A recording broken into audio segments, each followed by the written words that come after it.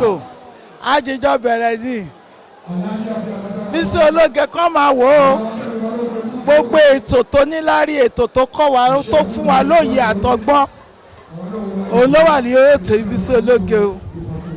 ẹ jẹ́ ká máa wò ó kó túbọ̀ máa tẹ̀síwájú. Sky will not be our limit in the mighty name of Jesus.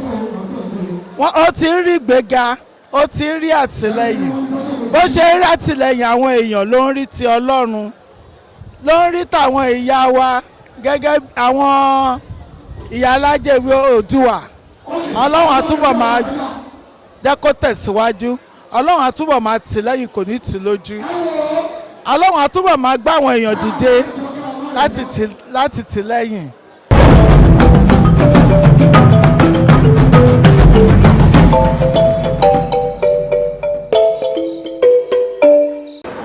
Ìsẹ̀yìn la máa gbà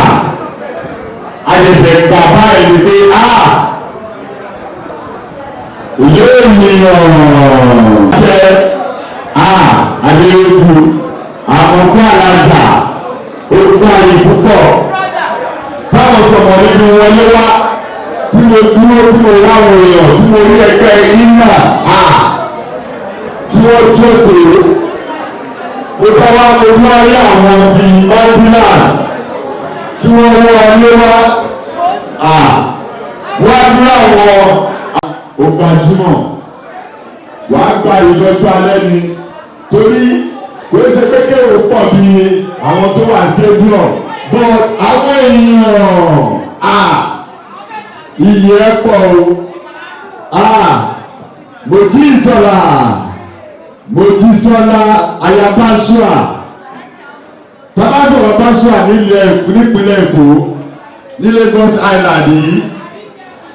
kókó ni wọ́n o Mojísọ́lá aya Báṣúà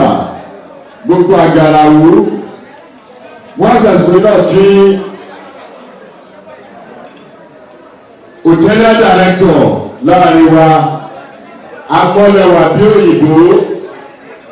aláṣẹ Lakeside International Hotel tó bẹ ní Anoh ní Lagos Island aláṣẹ Lakeside Hotel tó bẹ ní Awóyàyà aláṣẹ Lakeside phase 2 ní Lagos Island ní Anoh tó bá rí phase 1 ní Anoh wàá rò pé ó ti tán láì mọ̀ pé ó kù síbẹ̀ ó pọ̀ síbẹ̀ Aláàjì Olúwaníṣọlá Sulaiman tí wọ́n èèyàn mọ̀ sí Ṣọlá Ikò àlérì ọmọ àléèbá ọmọ àbá àbíṣe kankan nọ́tì Ṣọlá Ikò ẹjọ́ ìwọ́n tí ó bá dámọ̀ wọ́n máa ń dáṣà kan wọ́n ní dáàtì ẹ̀ mọ̀ wọ́n tó bá dámọ̀ tó bá mi fún ní àtẹ́wọ́ tó rinlẹ̀ ẹjọ́ bá mi fún àtẹ́wọ́ ẹ bá mi fún ní àtẹ́wọ́ ẹ ṣe màmá ẹ ṣe gan inú mi dùn o ẹ̀yin nìkan lẹ pàtẹ́wọ́ lágbá Ọlọ́run ọjọ́ ìrìn ayọ̀ yín wọ́n ní fi ń ṣàwátì ọjọ́ ìrìn ayọ̀ tí yín náà ẹ̀rọ Ọlọ́run ẹ̀rọ èèyàn láṣẹ Èdùmàrè Ṣọlá Ikò. Ẹgbẹ́ aláṣọ o gbogbo ẹgbẹ́ aláṣọ owó lòwò máa tẹ ẹ ó máa gbàgbà mọ́wọ́ owó. Wọ́n ṣe bísíǹnẹ̀sì oríṣiríṣi ṣùgbọ́n ìwọ aṣọ ni wọ́n tà ọba kábíyèsí ọba ló ń tà tó fi wọ́n mọ léèwé aṣọ ló ń tà tó fi fẹ́yàwó aṣọ ló ń tà tó fi ṣe oore lágbára náà àìṣe oore mọ́ Ọlọ́run ní jẹ́ òde báyìí ẹ̀yìn ẹ̀ bà sí rí wa aṣọ ló bà sí rí ara ẹ̀yìn ẹ̀ ta aṣọ tó bà sí rí wa àṣírí tuntun náà wà ní tú lágbára Ọlọ́run. Sàṣọ̀lẹ́ oyè sọ̀lẹ́ o sàṣọ̀lẹ́ o pé kí àwọn tèmi àwọn ti St. John Anglican Church àwọn tó ń pè bí òtáwọn kò sí ní o mo kí Sàṣọ̀lẹ́ mo kí Ṣọlá Ebó bàbá àgbàlagbà èsì ẹ ọmọ ilé ìrìn àjọbọ yóò sẹ́yìn kò sáwà ìjọ tí mo lọ sí èsì ẹ̀ Ṣọlá Wálé ṣùgbọ́n mentioning of his name tí mo kàn fẹ́ dárúkọ pé mo máa mọ Ṣọlá lẹ́kọ̀ọ́ Ṣọlá ilé ìrìn àjọbọ ọgbà ní sílétọ́ ni ọmọláyà ọkọ gbòógì nínú ọmọ àwẹ̀ mi ṣé kí n bẹ́ aṣàkóbáṣe rà tàtàrà ọ̀kọ́làbẹ̀kù èsì tálẹ́ni náà èsì máa lójú ẹ̀kọ́ láì sáwó wọ́n fi àsìkò ìrá bàbà mo lọ sọ́dọ̀ bàbá àgbàlagbà àdúgbò wa nìyẹn o àdúgbò ọmọ ọlọ́jọ́ òbí náà tún ni. mo kí aláàjì òbú nàyàtà òbú ọ̀bátàlá ojúlárí látòkè onígbìn òyìnbó oníbàtà ní gbogbo májílà tí wọ́n pè ní wọ́n bẹ́ẹ̀ kí ló ní máa kí gbogbo yín o ẹ̀gbọ́n ọmọ ọlọ́jọ́ ìbí aládé fúláì àwọn tàbí ọ̀wẹ̀ alájà Mojísọ́lá Báṣúà alájà Àyìnlá ọkọ̀ gbòógì nínú ẹ̀gbọ́n ẹgbẹ́ Peace One Family Club of Nigeria alájà Àyìnlá kò ní bàjẹ́ o wọ́n tún kí president wa alájà Bùkọ́lá Afọlábí Mrs. padà sórí ẹ̀ alájì Ìṣọ̀lá Yusuf lóko àwòrò èèyàn wá sí ìwọ̀ntúnba gbogbo ìdọ̀fìyàn ọ̀kẹ́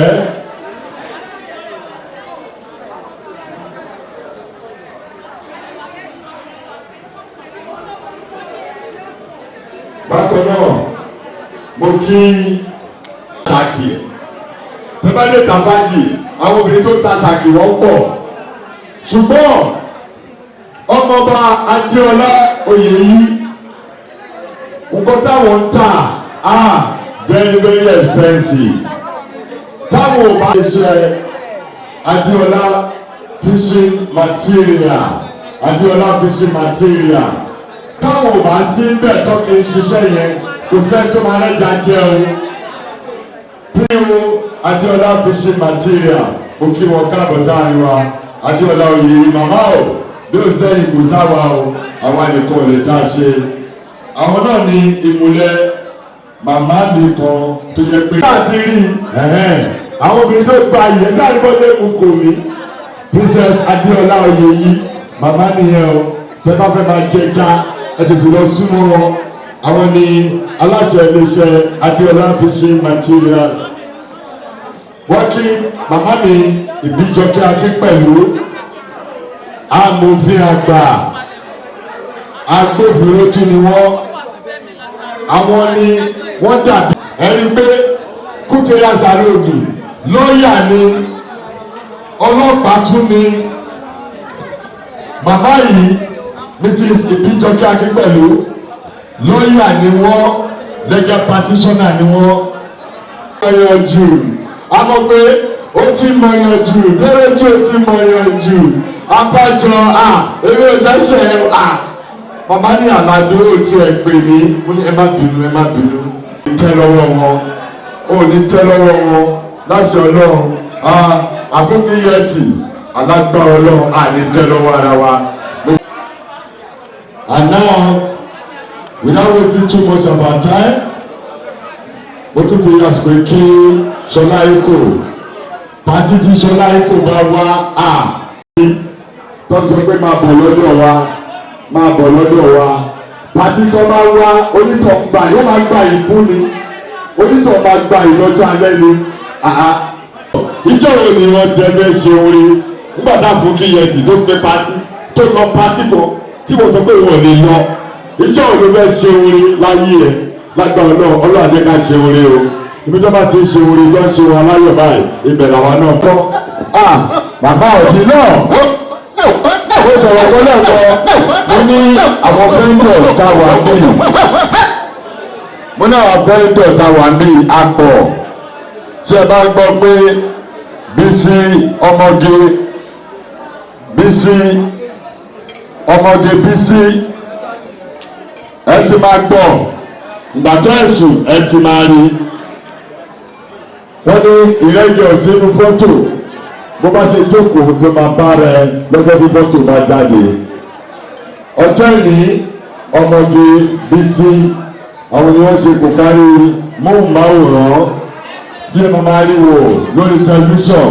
àti all social media so ẹ jókòó dáadáa o ẹ sì jẹ́jẹ́ o ẹ hùwà dáadáa ẹ sọmọlúwàbí DJ Ring to Me bá mi ju kọ́lẹ̀ kan tó hot ni o.